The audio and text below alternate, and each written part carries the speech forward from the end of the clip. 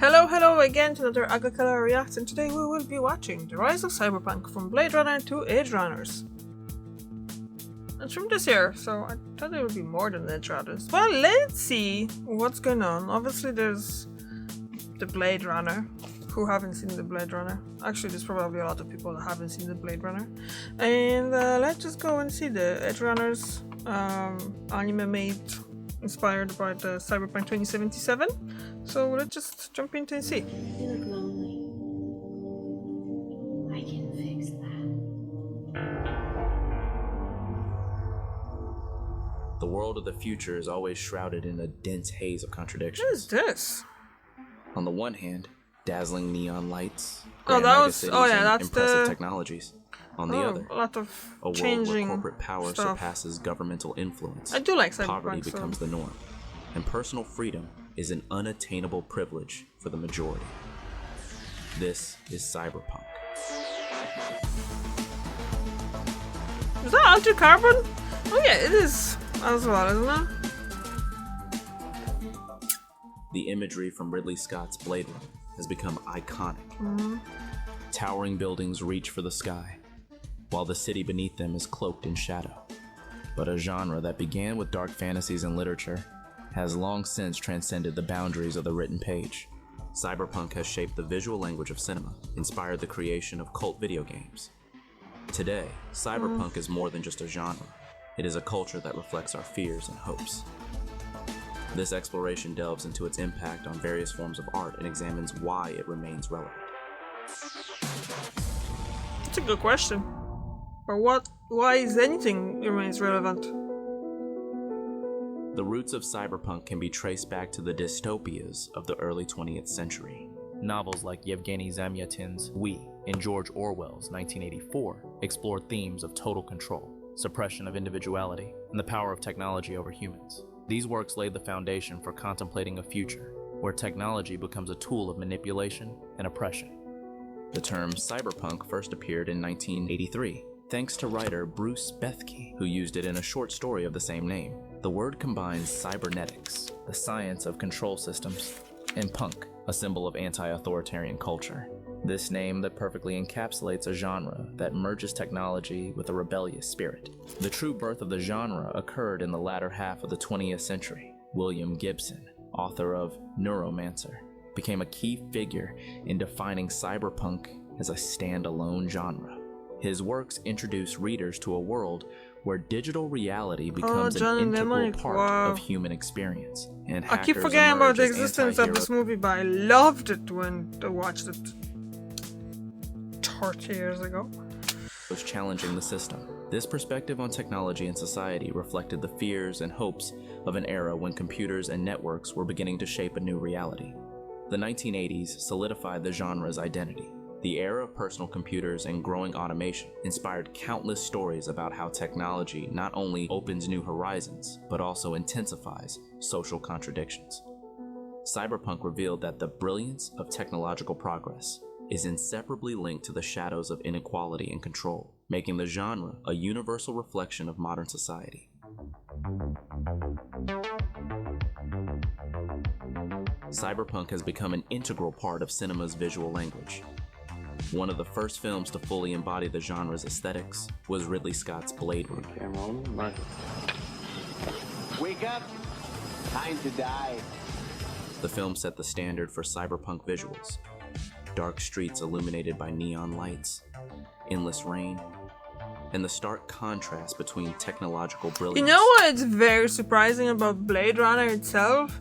When you're watching it now, it's like in this pieces that I haven't watched it in a few years now, but in these pieces that he shows here from the original Blade Runner from 1982, it's just kind of like, it doesn't look old, if you know what I mean. Like he shows some pictures of pieces of 1984 movie that came out only 2 years later in 1984, and that was looking old, but the Blade Runner doesn't, in my opinion anyway. Obviously everything is relative to everyone's opinion, but and human decline. This atmosphere instantly captivated audiences and inspired generations of filmmakers. Scott's directorial vision influenced not only science fiction, but also drama, thriller, and even art house cinema. Cyberpunk themes, loneliness in an overcrowded world, resistance against control systems, and the search for identity have made the genre universal. Ghost in the Shell examines the boundaries between humans and machines, pondering the nature of consciousness. The Matrix transforms cyberpunk into a spectacular, philosophical tale about simulated reality and the freedom of choice, while Total Recall and its remake delve into the blurred boundaries of memory and reality, exploring the fragility of perceived experiences.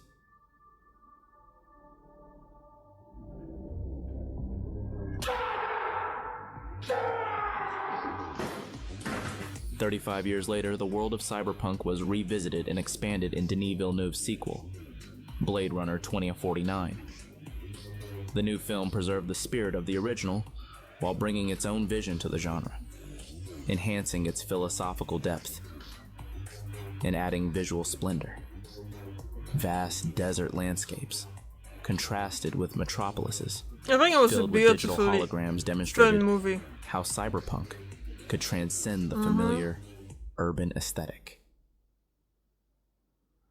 Cyberpunk is not just a genre, it's a powerful tool for exploring complex themes and crafting captivating stories. It's a Dynamo Dream. Upgrade It's a game? tells the story of a man Upgrade whose is very life good. turns into a hunt for Yeah. truth and revenge after a tragic incident.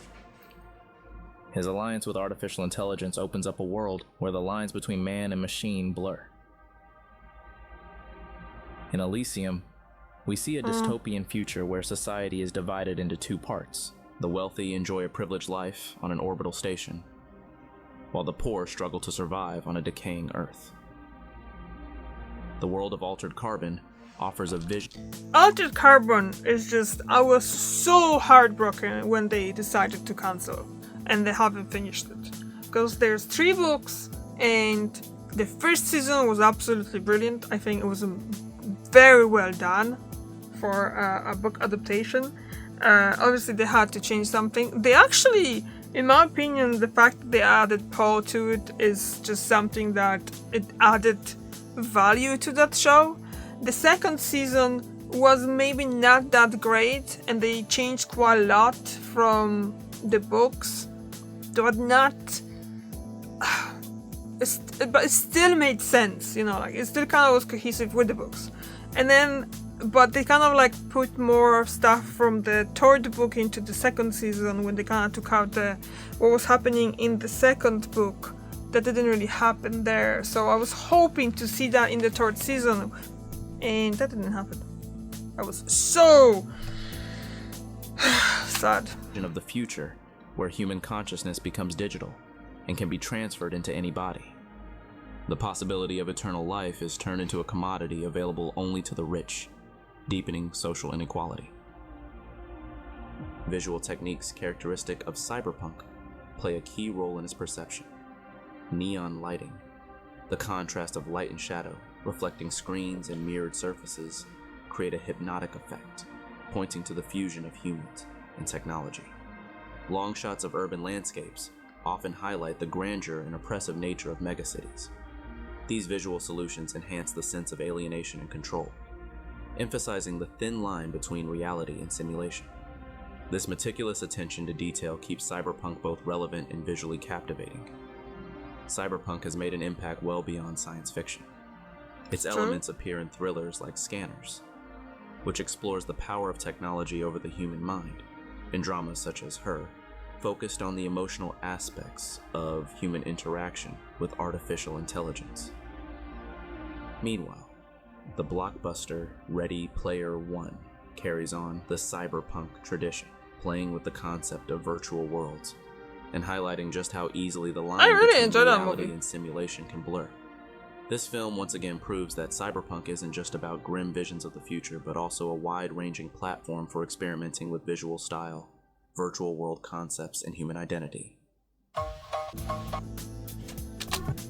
Yeah, so like I was just saying there, I really enjoy cyberpunk and shows, movies, games. Although I don't play games that much, I can't remember when I played the game last time. Anyway, my Cyberpunk console is still here standing, waiting for me to update it. And well, it's gonna happen eventually. I am going to finish Cyberpunk 2077 in the way how I played. I haven't played in a few years, but I keep mentioning it, but I'm never going back to it. I'm just like, I'm terrible procrastinator. So yeah, and yeah, but like I said, I'm pretty much I can't come up with anything that I've that was cyberpunk or cyberpunk related that I haven't enjoyed. Another long ad. So I'm trying to think. Obviously, the 90s cyberpunk stuff, like the original Total Recall, I enjoyed it when it came out, but it's kind of cringy now. The remake is, I think it's pretty good, but I'm finding a lot of movies from 90s. I enjoyed them when they came out in 90s, and now when I'm watching them, they're like, that didn't really age very well. So yeah. Anyway, so I shall see you in a second. So, see ya. Alright, and I'm back. So let's just go back because we can, and let's just keep going. We still have 10 minutes left. Wow. Anime and manga. I'm on a big streak now of watching anime right now. Yeah, Ghost in the Shell. And the music, that's another thing that really While Western cinema works for and me. literature often portray cyberpunk through megacities, corporations, and advanced technologies, Japanese animation and manga have turned the genre into an entire artistic platform. In 1988, Akira proved that cyberpunk could be more than just noir science fiction. It could also be visually spectacular, emotionally intense, and intertwine technology and superhuman abilities with social issues.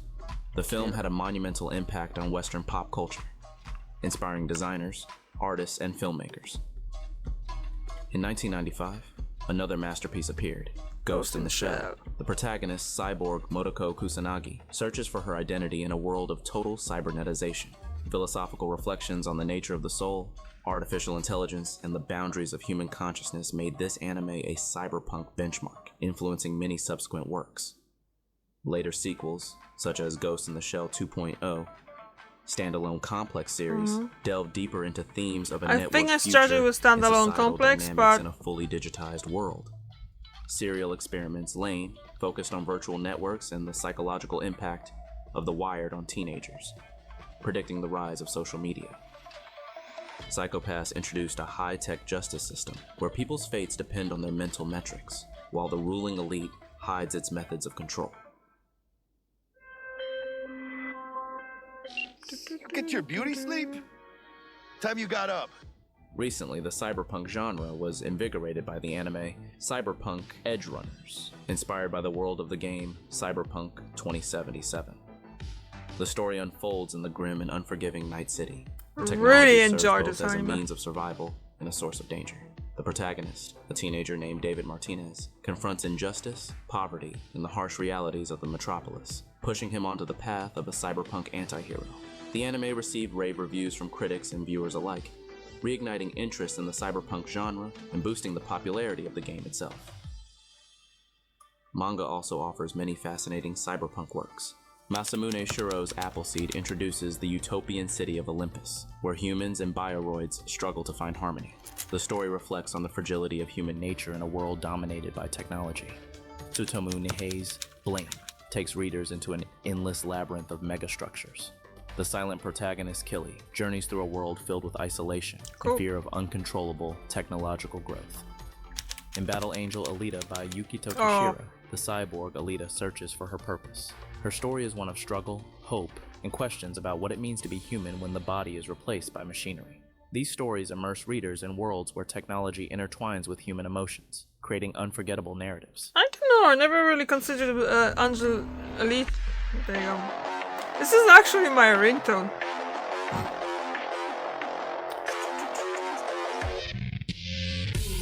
Video games have become one of the key platforms for embodying cyberpunk aesthetics and ideas. Cyberpunk 2077. What I was saying, because I'm nauseous when I'm editing, I often start saying something and I don't finish the thought. That I haven't really, Battle Angel Alita, I haven't really considered Cyberpunk, but Now I kind of like think about it. It is, isn't it? 1997, developed by the Polish studio CD Projekt Red, took the genre to a new level by bringing its scale into an interactive world. The development process involved extensive research, from designing urban architecture and neon lighting Well, it is inspired by the to board creating game unique Cyberpunk characters and non-linear 2020. storylines. Night City, the central setting, was designed as a character in its own right, with its own I history, maybe have culture, 30 hours and in it, dynamics. but I haven't really got To far enhance because obviously immersion, I was going all technologies around such it. as motion capture, detailed facial animations, and voice acting were utilized, with Keanu Reeves playing one of the key roles. Changed my mind. Don't want you dead anymore. However, creating such a complex project proved challenging. Extended crunch periods, internal conflicts within the studio, and technical difficulties became an integral part of the journey. Despite criticism at launch, the game remains a vivid example of how video games can explore complex philosophical and social themes through the lens of interactive art. But Cyberpunk 2077 is far from the only representative of the genre. The classic System Shock explores the power of technology over humanity, offering a grim journey into a future where artificial intelligence becomes a threat. This game had a profound impact on the development of the genre, setting standards for interactive storytelling and atmospheric worlds. Deus Ex introduced nonlinear storytelling and moral dilemmas, raising questions about cybernetic enhancements and their impact on society. Games like Observer and Ghostrunner demonstrate diverse approaches to cyberpunk themes. Observer combines elements of psychological thriller and detective investigation, immersing the player in a world actually where made by technology another Polish allows company too. access to other people's minds. This game raises questions about privacy, control, and the moral consequences of technological intervention. Ghostrunner, on the other hand, focuses on dynamic, adrenaline-fueled gameplay and a striking visual style. Its fast-paced action I guess it plunges came out in the players same into a year than dystopian Cyberpunk reality where 2077, so megacorporations how rule did the I remnants not of hear about humanity. it? Even smaller studios find ways to bring unique styles to the genre. Heard Ruin, about Ruined, created yeah. by indie developers, is a stylish action game with fast-paced gameplay and neon aesthetics. It embodies the cyberpunk theme of a lone rebel fighting against the system, emphasizing the importance of visual design and dynamic gameplay. Creating cyberpunk games is a complex process where technical innovation works hand in hand with artistic vision. Every neon light, every raindrop sliding down mirrored surfaces in the megacities is meticulously designed to convey the genre's unique atmosphere. Lighting not only establishes a dark but captivating environment, but also contributes to immersive storytelling. Carefully crafted textures and design Millie is meowing. Just trying to get in.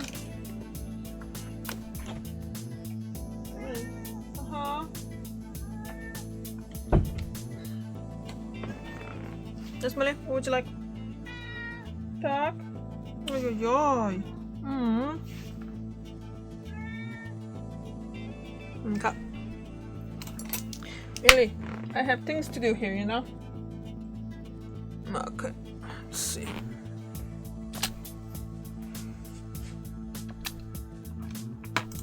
To make these worlds both realistic and futuristic at the same time. Such attention to detail ensures that the visual components become an integral part of the narrative, enhancing the player's immersion.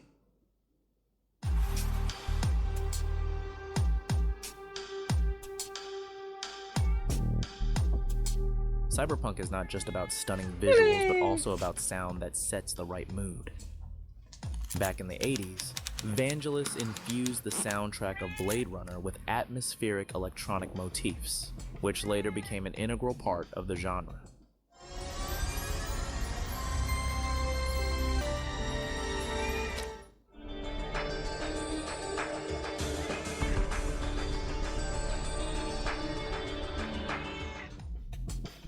Take, for instance, synthwave and retrowave. These musical styles heavily draw from the aesthetics of the 80s, incorporating futuristic synthesizers. Artists and bands like Carpenter Brute,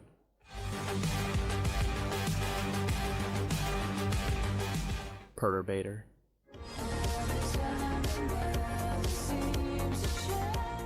and Kavinsky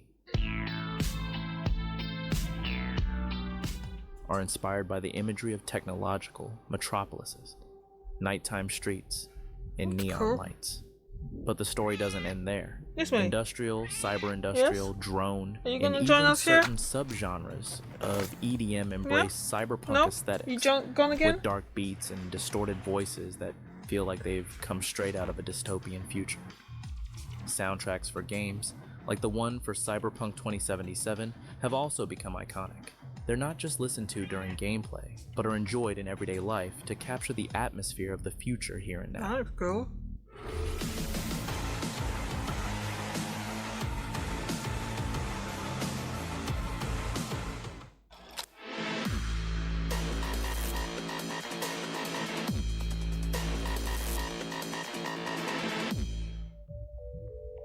As the saying goes, the future is already here.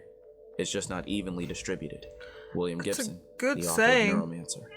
We already have wearable electronics, prosthetics with feedback, and chips implanted in hands for contactless payments. Biometric security systems, massive corporations with global influence, and social networks where we practically live. These are all elements that 30 to 40 years ago existed only on the pages of science fiction novels. Sure, we don't yet have widespread anti-gravity cars or mass cyborgization, but it's becoming clear that issues like privacy, digital inequality, and the power of IT giants are very real. And this is where cyberpunk transitions from a genre of entertainment to a genre of warning. At first glance, cyberpunk paints a grim future, dominated by corporations and technology. But looking a bit deeper, the genre's main message is to caution humanity and advocate for the mindful use of innovations. Technology itself is neutral. It can either improve our lives or lead to total control. Cyberpunk offers us food for thought and poses the ultimate question. What is the price humanity will have to pay for this high-tech future?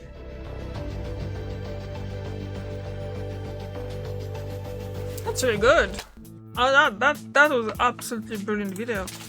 Yo, Millie, stop making mess there, okay? Yeah. Yes. Millie is the cat that basically she is meowing at me that she wanna do something, but if I gonna try to do something, she's gonna walk away. Or if I gonna try to take her on my lap and like pet her and stuff like that, she's not going to stay on my lap. So yeah, she sometimes would stay on the desk here in front of me, but not always. Now she's on the bed. Not gonna. Oh, I moved her box. Oh yeah, that's what happened. I've noticed she like to actually go there. So after I finish recording here, I'm just gonna get it back so she can actually get into it again. Anyway, I thought that was very brilliantly done, and explanation of the cyberpunk and all of the parts of it and stuff like that. I always liked cyberpunk since I was a child. Like Johnny Mnemonic came out in 1994 or 5 or something like that. I was only like 11 or 12 or something like that, and I probably was too young to watch it, but the thing is, science fiction in my house always was there, and we always watched science fiction, and obviously there was always read science fiction as well, because my mother loves science fiction too, so it was something that I just watched when I was young, and I loved it, and I loved Keanu Reeves back then, and I still love him, so who doesn't? So what do you think about this video? What do you think about cyberpunk? Do you like cyberpunk? Do you like cyberpunk movies, cyberpunk music, cyberpunk games, arts as well? Because it's a separate thing here. I haven't really mentioned the art, but like you gotta see that in there. So yeah. Thank you very much for watching, and I see you tomorrow. Bye.